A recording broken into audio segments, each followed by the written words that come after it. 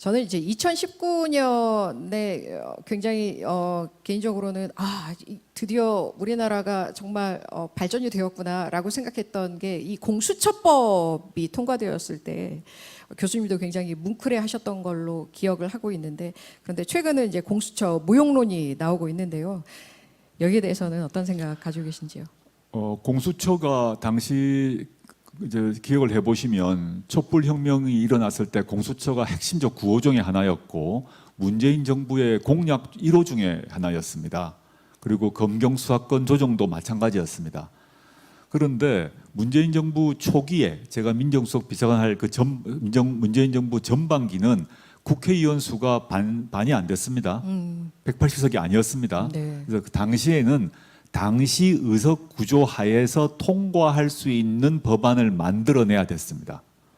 그래서 예컨대 공수처 같은 경우도 검경 수사권 조정 같은 경우도 당시에 바른미래당, 예를 들어서 권은희 의원 기억나시죠? 네. 지금 그 권은희 의원이 국민의힘에 가 계신데 당시는 바른미래당에 있었습니다.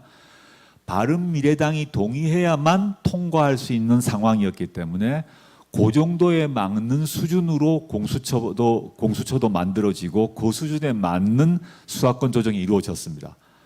그러다 보니까 지금 현재의 모습이 된 겁니다. 그 뒤로 이제 그 민주당이 180석, 물론 지금은 167석인가요, 8석 같은데 그 뒤로 총선이 이제 총선 통해서 민주당이 그 다수석을 차지한 거 아닙니까? 그 뒤로 변화가 있어야 되는데 그 변화는 잘 이루어지지 못한 거죠. 그래서 다음 총선 이후를 다시 한번 기대해 봐야 되지 않는가라는 생각하고 있습니다. 네, 공수처의 이제 제대로 된 기능을 기대해 봐도 되겠네요. 그러니까 지금 공수처에 대해서 불만도 많으실 수밖에 없는데 지금 공수처가 너무 구멍가게 조직입니다. 검찰에서 보게 되면 검찰의 작은 지방에 있는 지청 하나 규모보다 못합니다.